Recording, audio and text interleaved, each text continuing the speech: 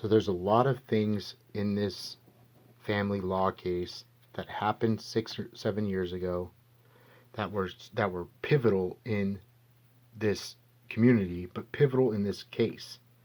And the reason why I show little bits and pieces of all this different information is because I'm trying to show it to law enforcement or federal law enforcement to have an investigation, or not even investigation, just basically to arrest the people that are involved in the abduction of my children. Because local law enforcement is corrupt, and I've showed them this information and they won't do anything about it. As well as the district attorney's office, I've showed this information and they haven't done anything about it. And not only that, but the Shasta County District Attorney's Office just arrested me and put me in jail again because I was trying to talk to the State Attorney General's office. And they say, the DA says, there's not enough evidence of forgery, there's not enough evidence of abduction, that my kids are fine up here, they're not getting molested, they're not getting abused, everything's fine, and they all blame me. They blame me for the past 7 years, saying that I'm abusive to my kids and abusive to my ex-wife, and that I'm chasing her around and stalking her for 7 years, and that I basically can't get over the fact that she left me, and what else? Extensive criminal record, violent history and violent past. What else? My kids don't love me. They don't want to live. They don't want to live with me. Her new boyfriend is the greatest guy in the world, right? All those things that have been said about me in my community in Shasta County, right? Just over a family law case, these allegations or these accusations have ruined my life, destroyed my reputation, destroyed my career, destroyed my family, my life, my friends, destroyed my kids. Literally, like, destroyed my reputation, my credibility, my character. All these things are based off of allegations and accusations against me that never happened. Okay, and then the Shasta County Superior Court the judges that are involved in the family law case, and the judge that's involved in the criminal case against me, and the district attorney's office are the ones that are controlling that narrative from the very beginning. They've controlled that narrative from the very beginning, saying that they filed a domestic violence restraining order up here in Shasta County, and that I violated that restraining order. And the reason why I came up here was to get my kids and bring them back to Sacramento, because we lived in Sacramento and I had custody. And that was a huge argument a few years back, because they were saying that I was trying to get custody of my kids and take them from her, and that I was abusive to her. And that never happened. I'm not saying that we didn't have a bad relationship, but I'm saying that the time that they're talking about, and the year that they're talking about, that this never happened. None of the things that they're saying in Shasta County happened in my life or her life. It was all made up and said because I filed for custody in Sacramento County, and I was granted custody orders in Sacramento to bring my kids back down there, and they didn't allow me to do that. They arrested me for violating a restraining order in Shasta County. And we don't live in Shasta County, or we didn't live in Shasta County at the time. We had a house down in Sacramento. I had a job. My kids were going to school.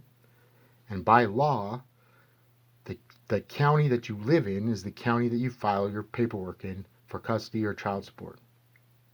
And that makes sense. Like, basically, you're not going to go to some other county and file paperwork and have the judge grant it. So all these things are very important in this case. And what I'm doing is I'm breaking down the things that are being said about me at this point now in time, as well as the evidence that I have to prosecute these people, because this is human trafficking, and this is abduction and kidnapping, and this is crimes against children and crimes against humanity. Right? There are some corrupt individuals that work in local government positions in Shasta County that are destroying families and putting people in jail and taking their kids and adopting them out illegally. So I want to go through this really quick, but I'm just going to break down kind of why I know for a fact that I filed the paperwork down in Sacramento County, that the paperwork in both counties has been forged and altered, and that the reason why she filed a restraining order against me was because I had filed custody first. Okay, so right here, it's a bank account information. This is our joint bank account. She left Sacramento on October 4th, all right? And she went up to to stay at her mom's. And basically, we were arguing for the past few weeks about all kinds of shit. And she went to her mom's and basically said she wanted some time.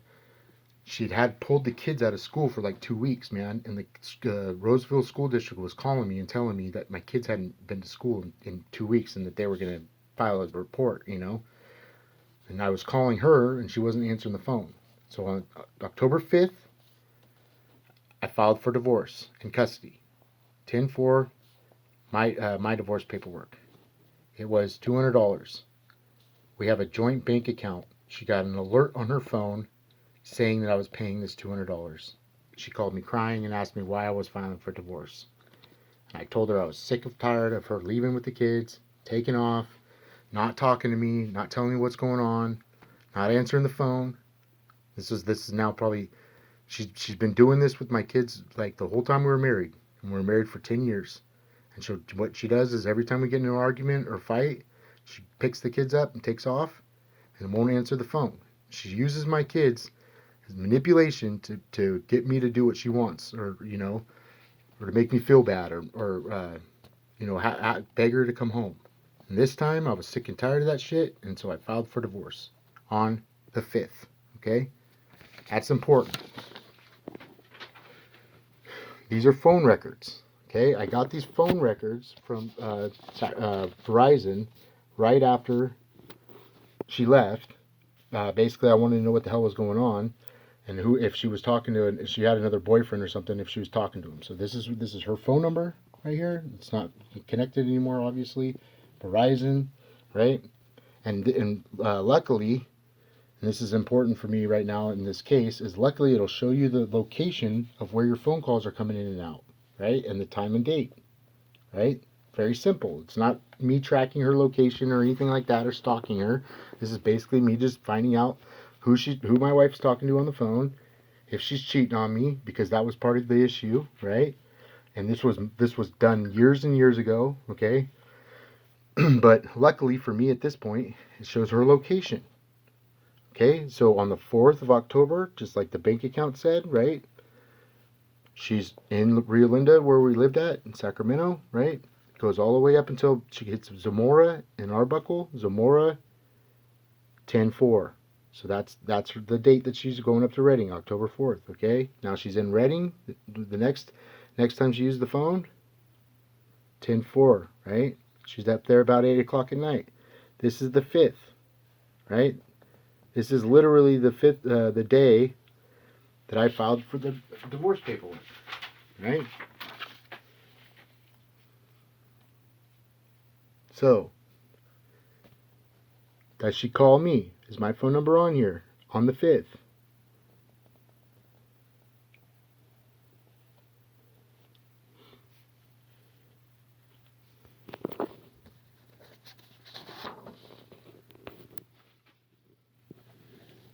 Yes, right here. That's my phone number, 916-821-9845. 10-5. She's calling me. Okay? Destination, Sacramento, from Redding. Sacramento. This is me calling her back. This is her calling me. Okay? All these phone calls right here are all me. Right? All the way down. She's talking, me and my wife and my ex-wife are talking. Okay? This is 10-5. All right? 10-5, 10-6, 10-7, right? And I have phone records to prove that information, as well as bank account information saying when I filed for divorce. Okay, well, that's really important to me right now, or really important to me at the very beginning of this case, is because I was saying from the very beginning of this case that she filed a restraining order against me after I filed for custody of my kids. Okay, so I went to Sacramento County Courthouse and I filed for custody because my ex-wife wouldn't answer the phone and wouldn't let me talk to my kids. keep disappearing with them every time we get into an argument. Now, in Redding, in Shasta County, she filed a restraining order against me. Okay, it was a domestic violence restraining order, and that was filed on the 12th of October. Okay, 12th.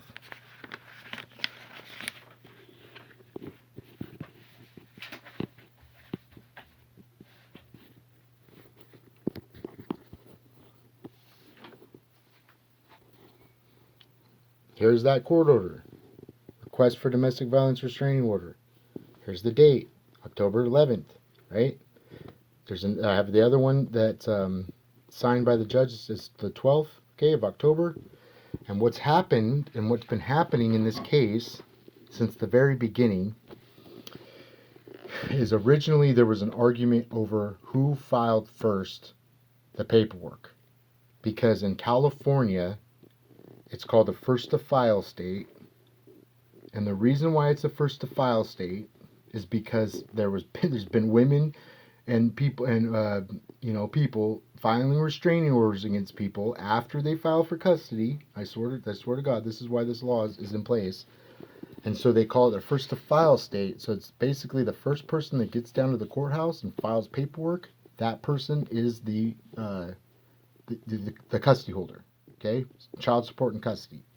And then after that, you go to court, and they determine visitation as well as parentage and how much child support is and divorce and all that. It's a first to file state, and that's a law. Okay, so there was an argument over who filed court paperwork first. The paperwork that I filed in Sacramento County was filed on the 14th. Okay, and so in Shasta County, originally the paperwork was filed on the 20th of November, 2016. And then there was a huge argument over jurisdiction and a huge argument over custody of my kids. And that date got changed after I got arrested, and it got changed to the 12th. Okay? Then a few years later, the restraining order from Sacramento County that was filed on her behalf was filed allegedly on the 11th, okay, supposedly on the 11th in Sacramento County, which honestly I believe that Sacramento County was sick and tired of arguing with them, and so they probably filed something on the 11th, is what I would imagine, right? And then Shasta County did the same thing.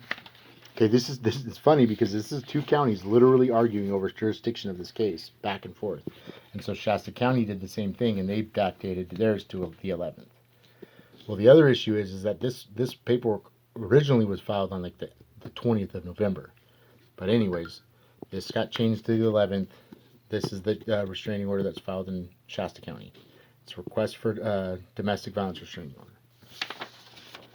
That was after I had filed custody of my kids in Sacramento County, and she went and filed a restraining order in Shasta County.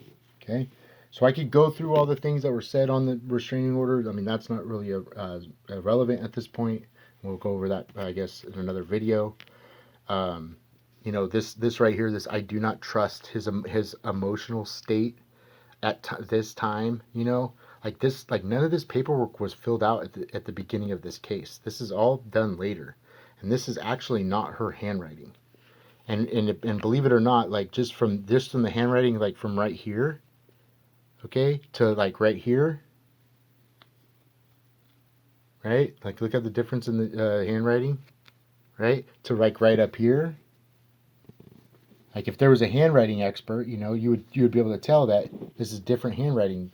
But not only that, I mean, it's extremely different. It doesn't even look the same at all.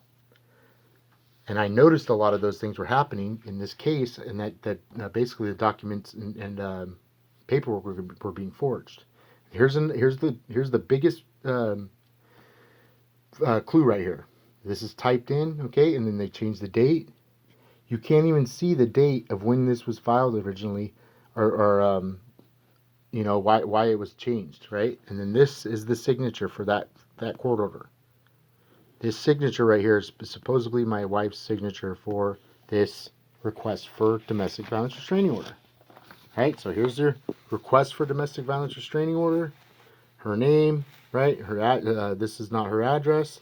That's her mom's address.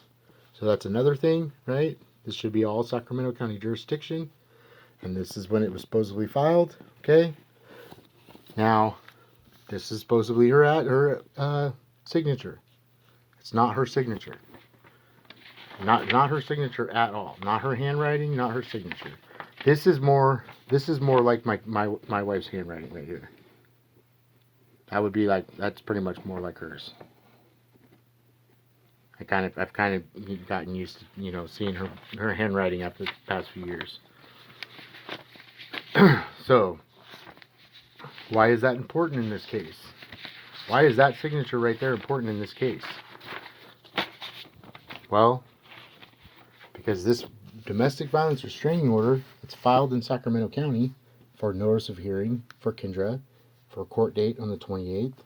Okay, for this case number right here, which didn't exist until after I got arrested and thrown in jail.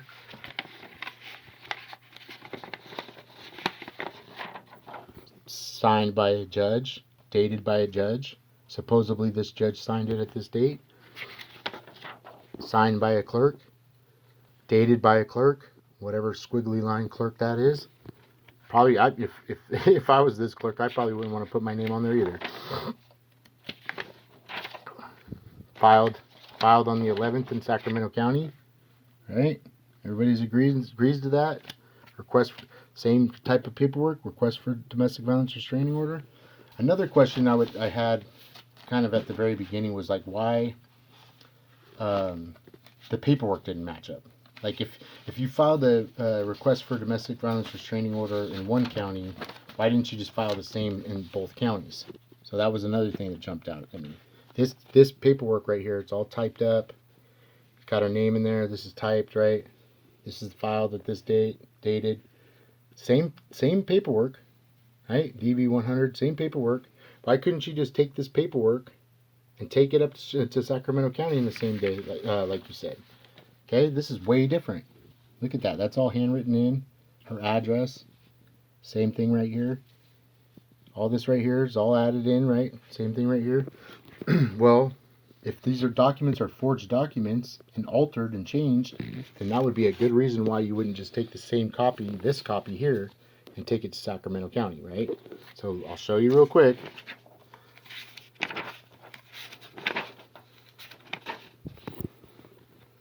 And then when you get into like what the documents being forged, okay, and then you start getting into the comments that are being said and what's being said about me and the allegations that are said about me, okay, it gets really creepy, but like really intense, because this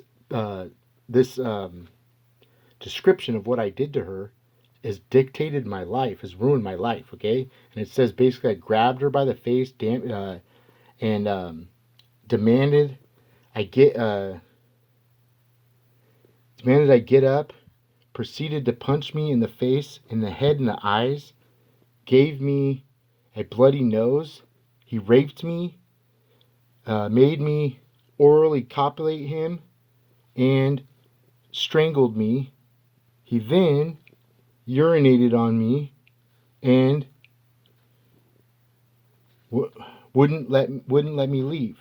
Okay, there's actually another one of these with the same type of description, but it says I defecated on her head, and there's different descriptions of what I did to her on each different part of the paperwork. Okay, same thing right here. This is the exact same paperwork right here, right? 1013, 10-3, so the same thing right here. Abuse take place in bedroom, closed behind doors. It says right here, Jacob Sire woke me up off the bed, grabbing my face, demanding me I get up. He pounded me, or proceeded to close fist hit me in the face. He also punched me in the nose and pulled my hair. He made me orally copulate him and strangled me. Also raped me. He wanted Oh, he wouldn't let me leave. Okay? Bruises, arms, chest area, black eye, bruised nose. Okay? Told me I was a whore, right? All these bad things, negative things that are said about me. Okay? And the problem that I have with this is that this didn't happen.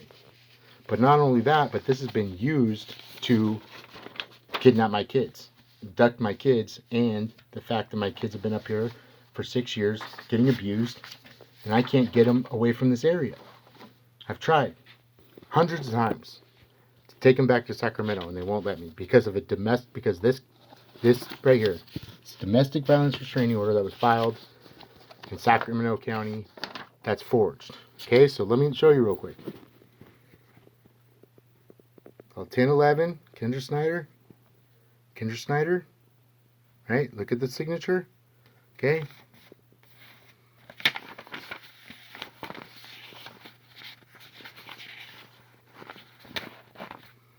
Now it looks pretty,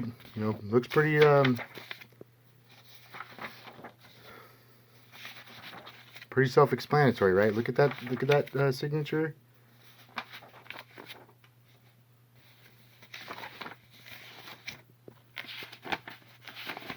Now look at this one.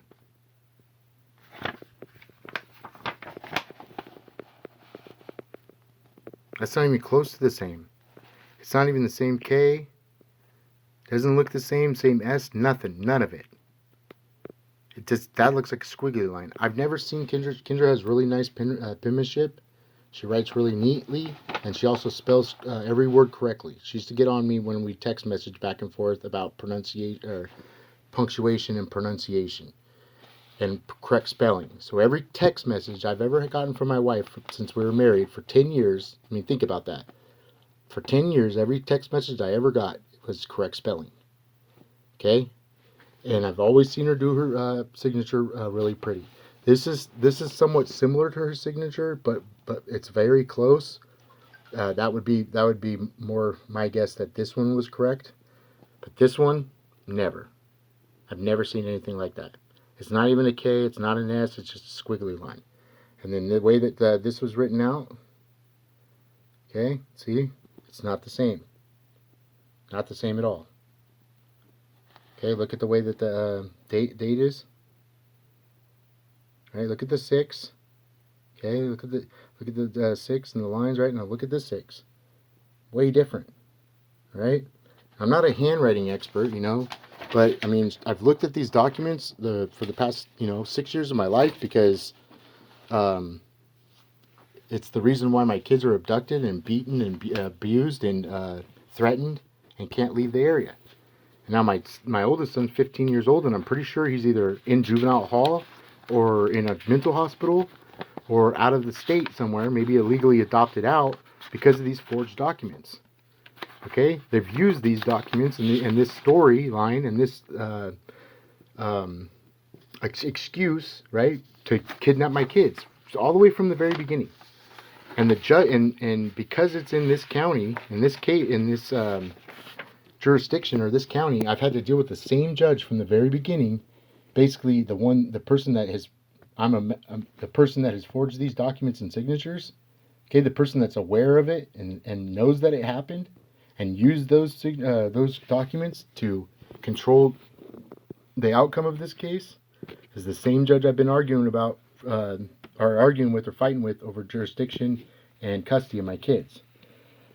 This case number being stamped over the top of this date and stamp, I've never seen anything like that before. When you go to Sacramento County and you file paperwork, like they're very clean with it. Like this being outside the box and stuff like that, I mean, I don't know. I've never really seen it because they sit there and they go through the paperwork with you right there at the window. They go over each page, and each page that needs to be dated and signed, you do that in front of them, and they date it right for you, right? So this usually is just like a perfect little box, like right in there, and they usually like line it up. I mean, I don't know if you're a court clerk and that's all you do all day is documents. I would make sure that mine would look neat or clean, just so it could be legible. But then having it over the top of this, like I've never seen that before. And then why would you have two different ones just stamped? Well, that gets more interesting later on because there's documents that are stamped with different dates, like multiple times. So here's another signature that's supposed to be my ex-wife's. Okay, see how the handwriting is, and see how this is. Now what's odd is that this is all the same package of paperwork. Okay, this is all the same package of paperwork, and look at the difference in the signature right there. That's completely different. Like I was saying, the date, look at the date. Okay, look at the date. The 6 might be a little, might look a little familiar, right? And that might be right, you know. But look at the K, the E, and the N, the R. And like look at how it's like goes big K and then like smaller letters, and then this one's more like all the same font, right? That's forgery. That's documents that are forged. Look at the signature. Okay, look at the signature. That's way different. I mean, that's not a K or an S. It's not a K, S, or anything else. That's not a K and an S. That looks nothing like this paperwork right here, or this. I'm sorry, this signature right here.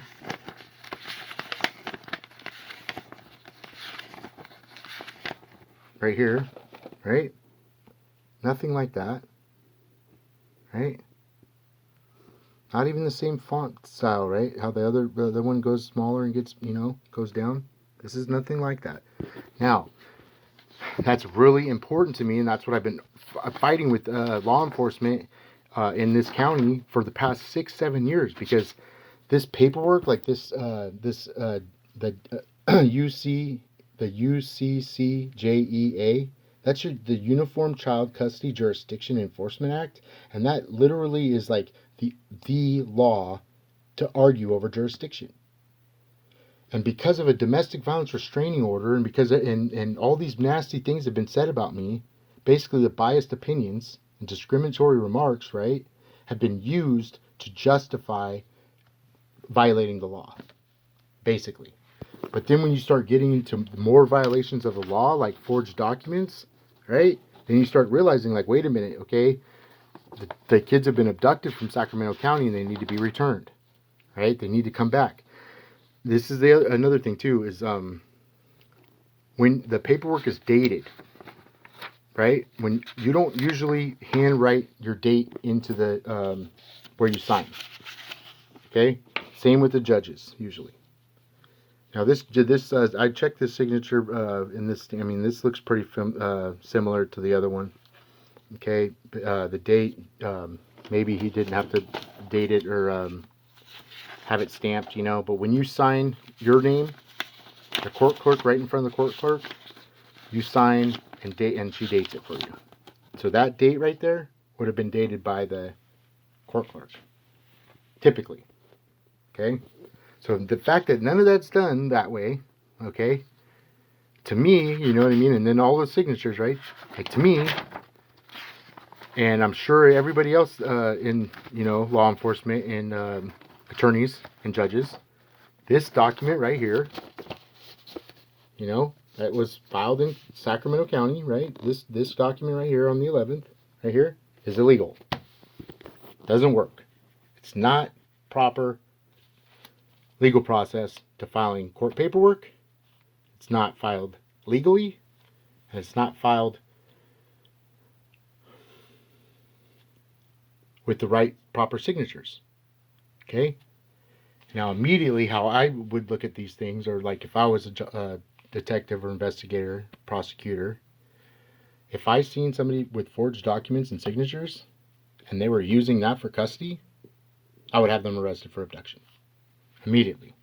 And anybody who helped her fill this out or turn this in, I would arrest them for abduction.